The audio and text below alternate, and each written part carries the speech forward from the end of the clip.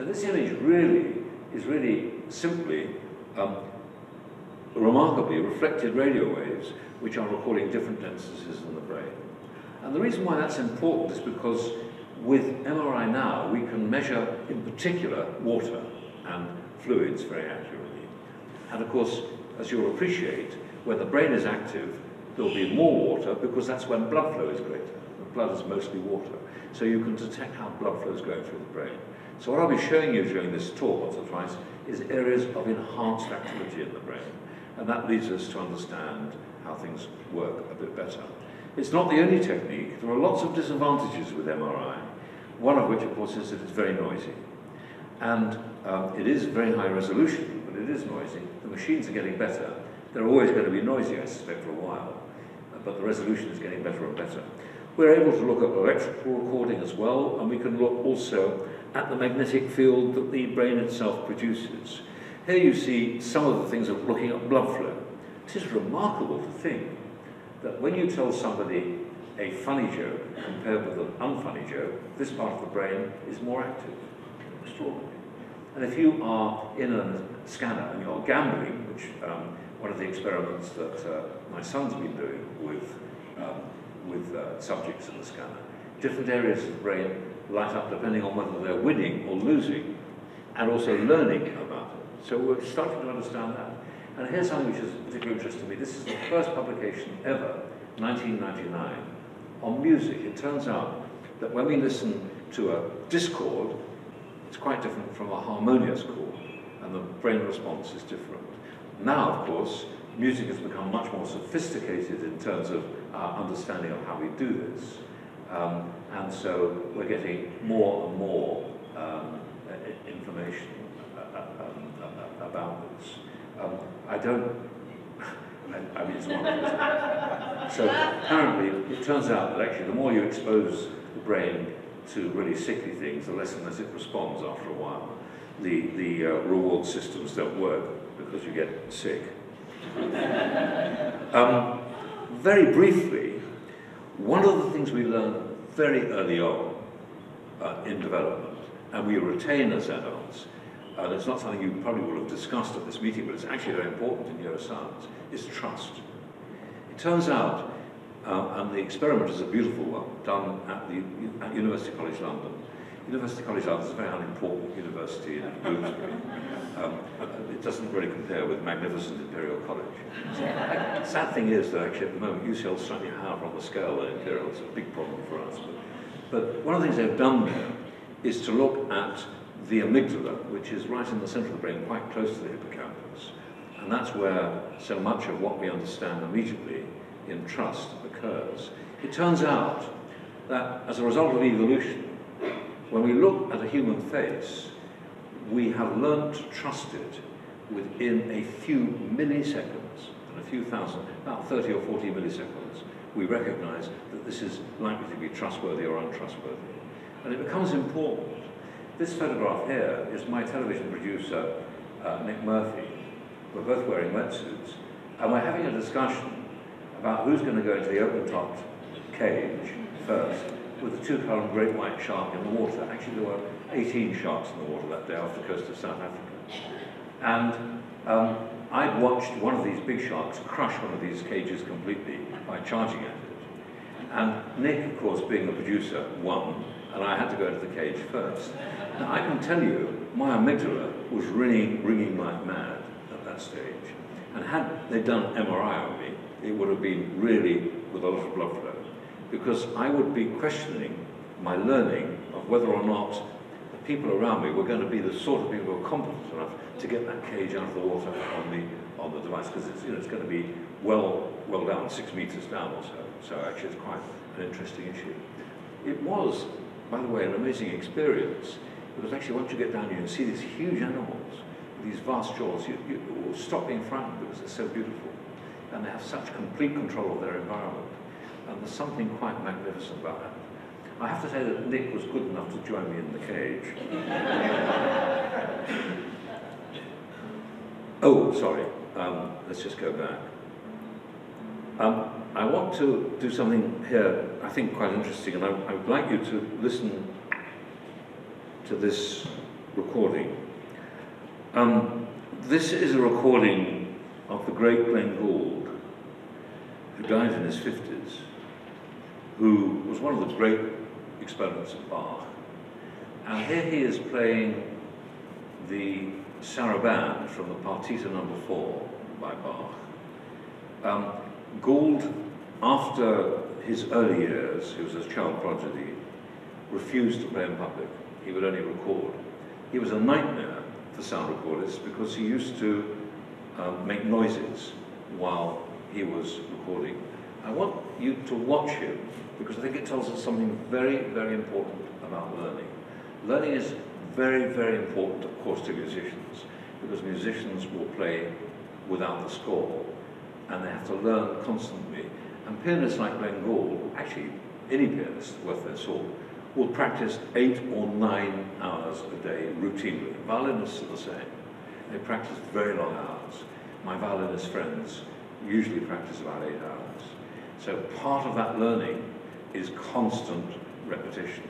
But I want you to watch Glenn Gould and his face during this recording as much as to see him remarkably on the piano, but conducting himself with the left hand while he's doing it. Quite mesmerizing.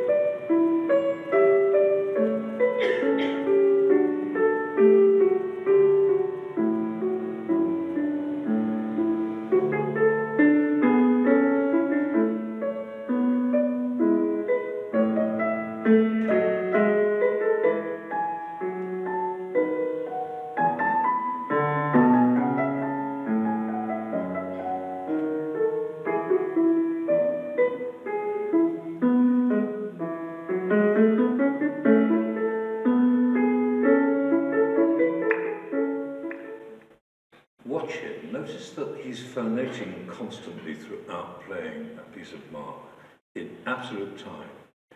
And the point I want to make here is that the learning of the music is completely related to the speech center in the brain. And Glenn Gould shows this magnificently. So basically, Broca's area, actually, of course, he's right-handed, so it'll be in the left side of the brain, is really almost part of this learning process. And so how we use language in learning is really very important. Sorry. I turned it right back to the beginning, so I'll stop. So that, I think, is a very interesting observation. And one of the issues in learning is the use of language and symbols as well as much as the printed word. And here, I think you see very clearly that the cognitive processes are very, very closely linked.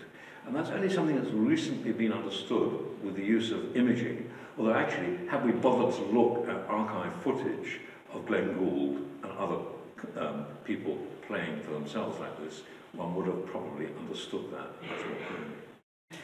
Now, one of the issues about learning, clearly, is the personality of the person who's learning.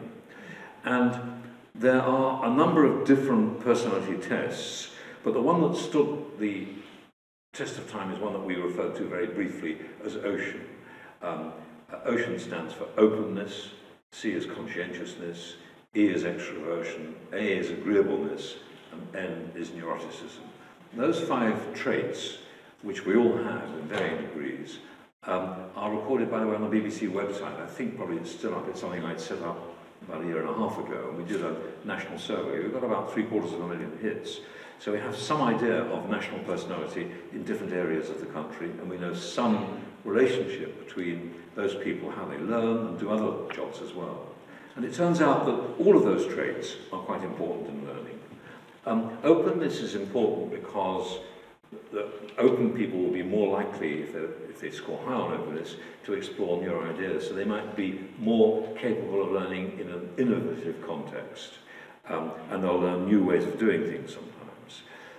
People who are conscientious may be, of course, more likely to learn because they will want to study and repeat that learning again and again, because really in a way that's perhaps to people who are open, actually quite in contradistinction.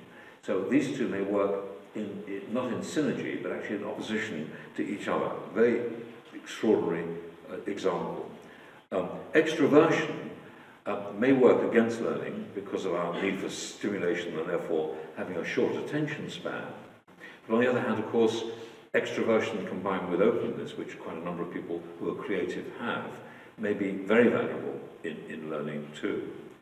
And then agreeableness clearly is important because how well we get on with others, social learning is a very important context. We forget social intelligence when we measure intelligence, but actually it's critical to our learning process. So agreeableness is something that we have to think about, and it's valuable in terms of actually how we learn to teach better. You know, I don't know how many of you saw Jamie's Dream School, but of course one of the problems with Jamie's Dream School is that some of the teachers simply completely lacked recognition of the need to be agreeable. You know, if you're going to teach somebody to learn, the first thing to do is to respect them. Actually, it's really vital. And if you don't respect somebody who you're teaching, adult or child, then you will actually have much more difficulty in imparting information and getting them to retain it. And lastly, neuroticism is really interesting. It turns out that if we're neurotic, if we score high on neuroticism, then we might be better at learning, but actually we might be much more upset in a stressful situation. If we're not neurotic, we won't care about learning. Turns out that neurotic people tend to live shorter lives. Our study shows this on the BBC website, that actually people who are high in neuroticism may actually be less healthy. And the question is, which comes first? So these are very interesting aspects because I don't think they've ever been explored in terms of learning. I think there are things to be done there and learned. Now here you can see in the damaged person who's been unconscious how they can still retain memory. So for example, this is a subject who's been unconscious in a vegetative state for 9 months, and we've asked him. This is what I say, we've asked him, actually my colleagues in Cambridge asked him, even though he couldn't respond or move or answer or anything, he was just in a scanner, completely immobile. They asked him to imagine playing tennis. How about that? Real activation of the motor cortex. He's imagining playing tennis.